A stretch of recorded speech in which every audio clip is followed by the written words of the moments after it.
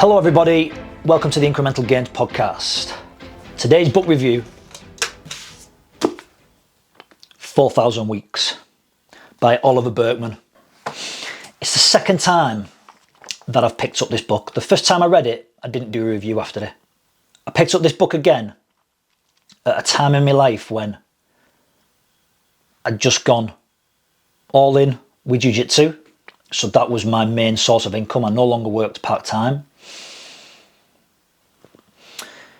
I was also meditating and journaling on with this free time that I'd been given.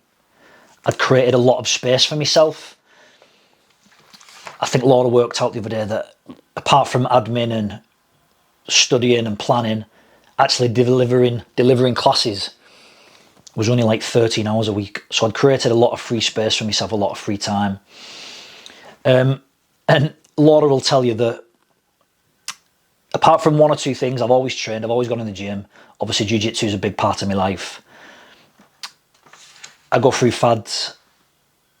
Music's been a big part of my life as well, but I go through fads. At one point in time, I wanted to do more rowing. I was big on the rowing machine. Another point in my life, I wanted to do triathlons and Ironmans, but one of the things that does come from this book, and I'll get into it a little bit more, is that you can do anything that you want in life. You just can't do everything. And it took me a while to figure that out. So the second time I picked up this book, I was in the right mindset for it. I was in the right frame of mind to read it.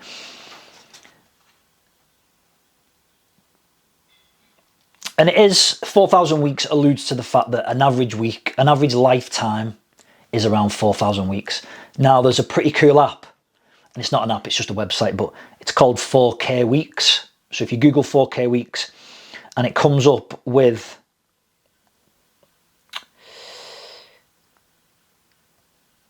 you can type in when your birthday was, and it'll tell you how many weeks you've got left. So an average lifespan is 4,000 weeks. So I'm 42 years old and 14 weeks, which means that I've lived 2,205 weeks. So I have left, on average, 2,371 weeks, which is quite a sobering and scary thought. So the point is, what do you do with those weeks? And this is what 4,000 Weeks talks about. So it's an anti-productivity book. It's an anti-productivity book. We've all probably gone through that phase in our life where we're trying to be productive. We're chunking our days down into hours, and we've got something planned on every hour of the day, trying to fit everything in. Now, if we go back to what I've just said about you can do anything, you just can't do everything. What do you choose to do?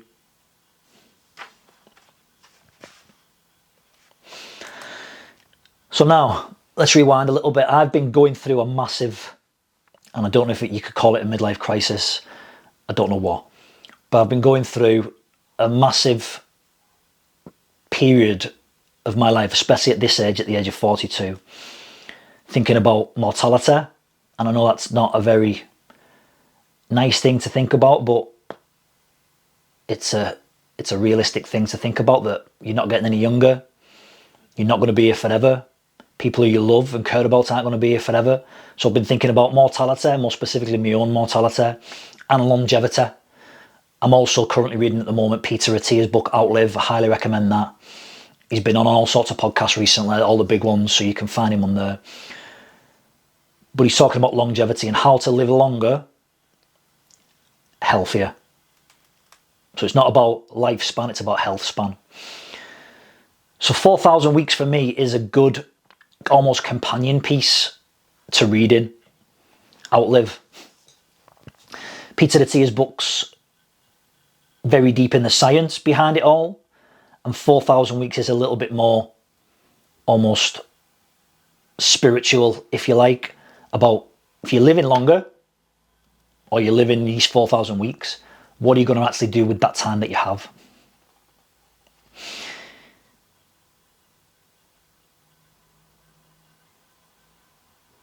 A big thing, I'm going to struggle how to explain this because I don't want to come across as vain and narcissistic, but I've always took pride in my appearance. I've always took pride in looking after myself physically, going to the gym, watching what I eat to a certain degree. Especially as I've got older, I'm not drinking I hardly drink any alcohol whatsoever. In fact, we've not drunk since we come back from Nashville. But as you get older, if you place value on yourself, if you place value on your sense of self-worth or on your vanity / physical appearance, that is a depreciating asset. Which means you've already hit your peak already, and now you're on a downhill slope in terms of physical attributes, how strong you're going to be, how fit you're going to be. Eventually those things are going to catch up with you. And if you place your sense of self-worth and your sense of value and your vanity on that, you're on a losing battle. However, your mind is an appreciating asset. That's one thing that I've come to realise at the moment. You can always learn more. You can always be more knowledgeable. You can always be wiser. So I'm kind of getting my head around all that stuff. So that's why this book came at the right time, 4,000 Weeks. I almost have been made to feel guilty by society, the expectations that I need to be busy all the time. I need to have projects on all the time. And I'd almost feel guilty if I was sat down with a coffee, reading a book for an hour on the afternoon. And don't get me wrong, I've worked hard to create that space for myself.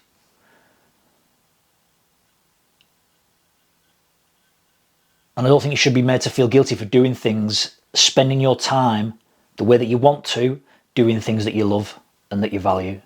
For example, spending half an hour on the guitar, sitting in your garden, contemplating, having a coffee, having a cup of tea. We shouldn't be made to feel like we shouldn't be allowed to do that, because we need to be productive, we need to be on the go, we need to be doing things. So you can't do everything, but you can do anything. It's been hard. There's so many things I want to do. Obviously, I'm big on filming for the YouTube channel, trying to create content for social media. I've also got in my head that I want to start writing more blog posts for Substack. I want to do triathlons. I want to do an Ironman.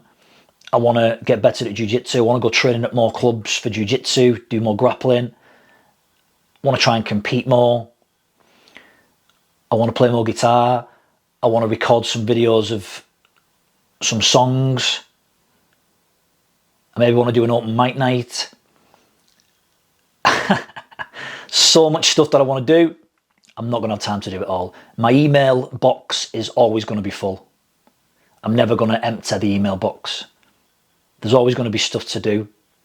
And I think part of the battle through reading this book is being okay with that fact that there always is going to be something to do. Like when you're cleaning your house, you're never going to have completed the house. There's always going to be something else that needs fixing, that needs retouching up, that needs redoing.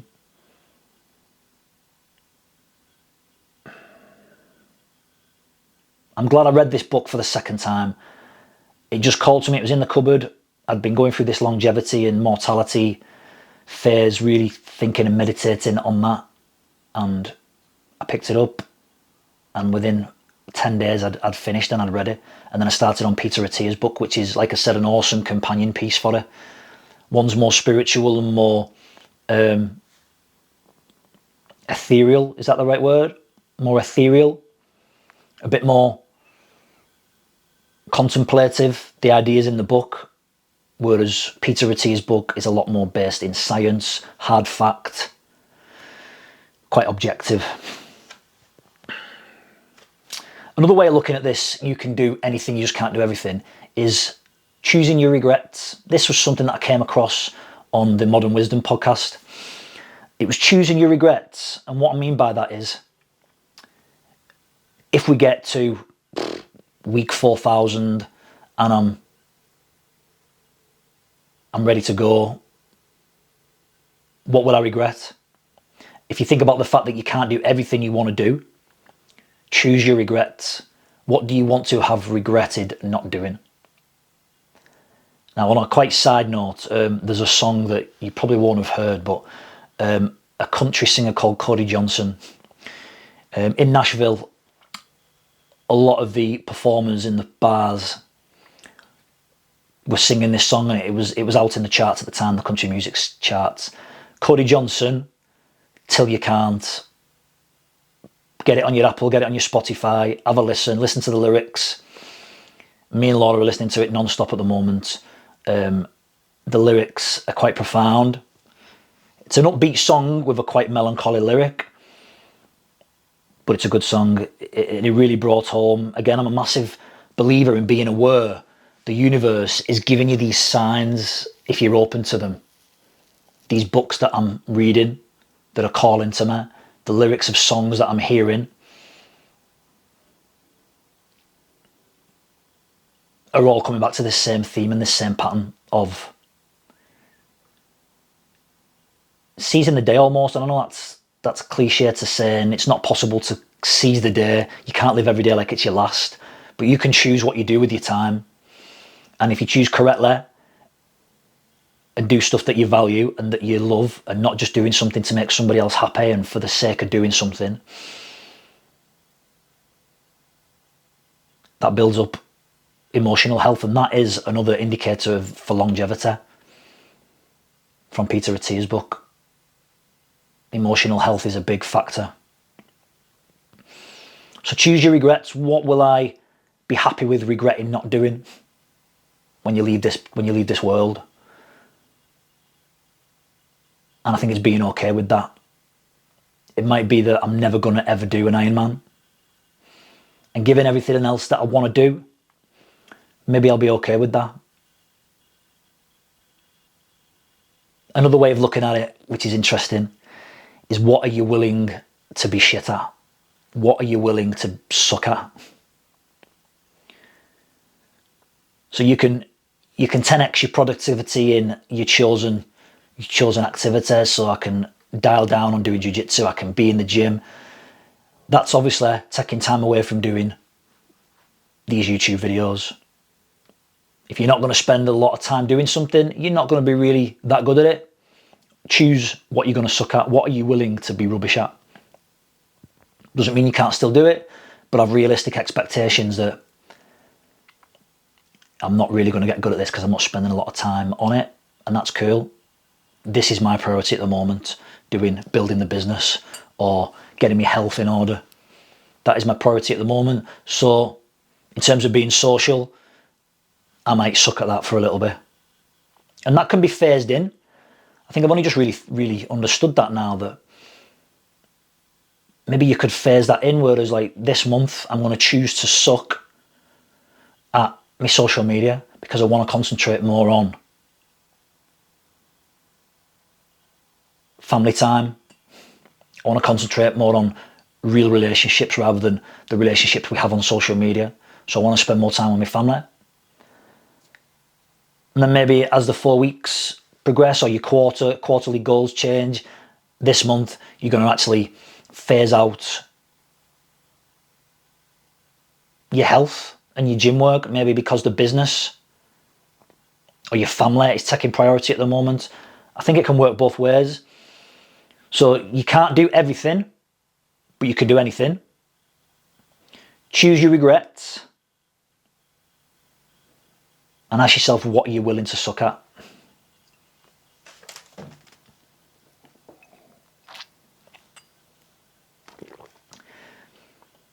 And accept it's your life. it's okay and you shouldn't be made to feel guilty if you want to sit and read a book, or sit and play guitar, or sit and listen to your favourite album.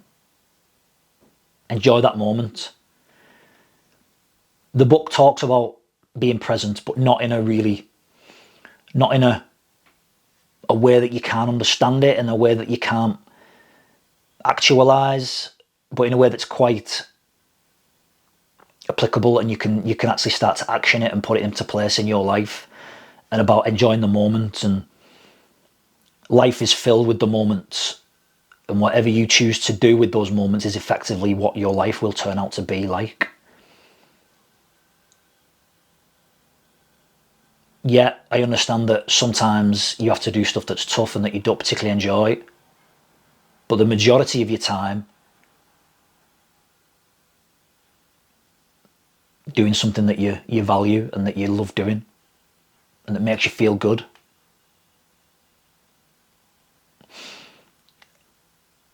They talk about sleep in the book.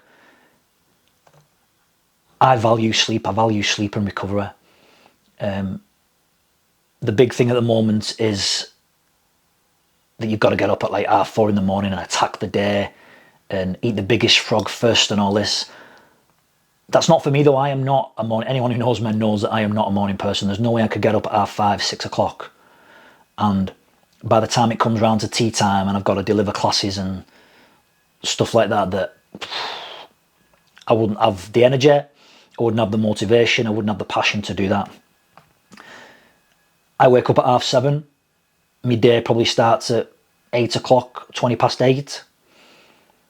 And I'm good with that. I feel that I've had enough sleep, I've had enough recovery. I shouldn't be made to feel guilty. You shouldn't be made to feel guilty if that's how you work.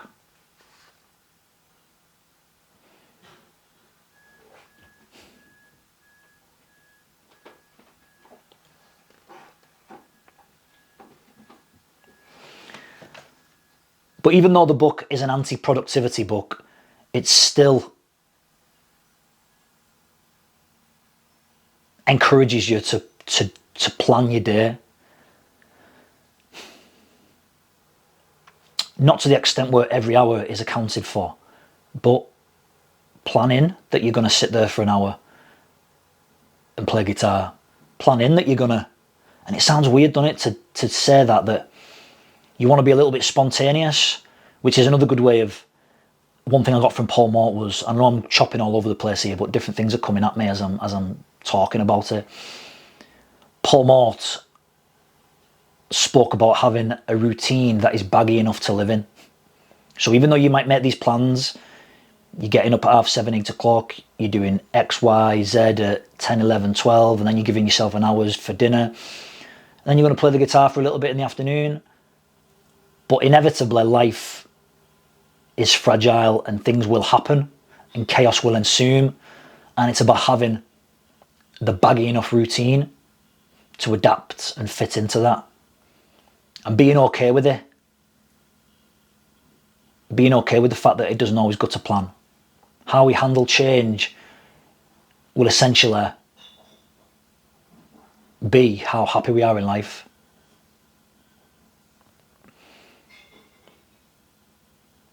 So having a routine that is baggy enough to fit in.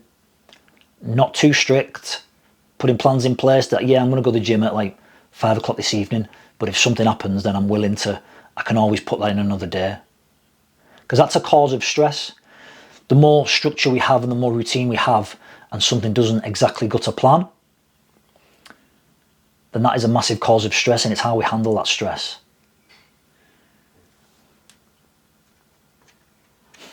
And the last thing I want to talk about is your use of language. Laura in particular, we'd not really looked after the garden from the end of last year. We didn't cover up our garden furniture. We didn't cover up. We didn't really put it into winter mode, if you like, the garden. And Laura used the term the other week that she'd failed in the garden this year.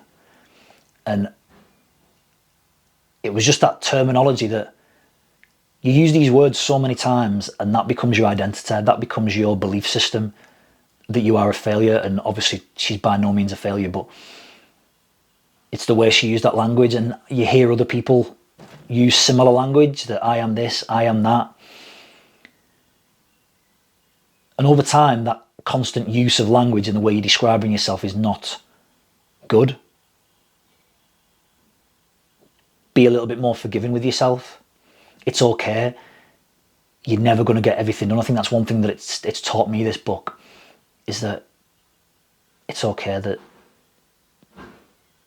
there's some marks on the wall that haven't been painted over this year. It's okay that this week I forgot to produce a YouTube video.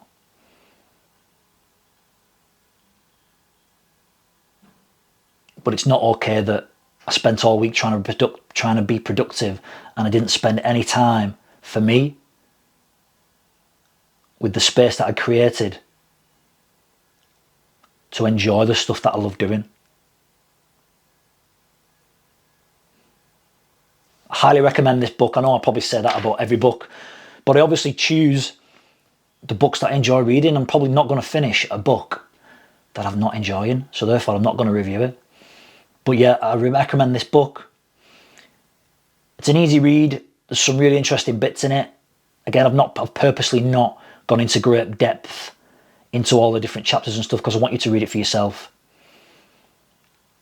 And also, as a companion piece, Peter Attia's book, Outlive. It's a big, big book. And I'm devouring it. I've probably been reading it for 10 days. I'm not too far from the end.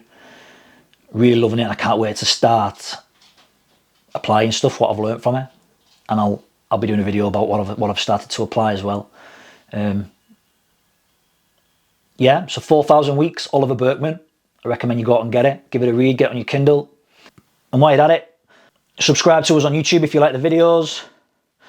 Give us a like and leave a comment if you enjoyed it. See you soon.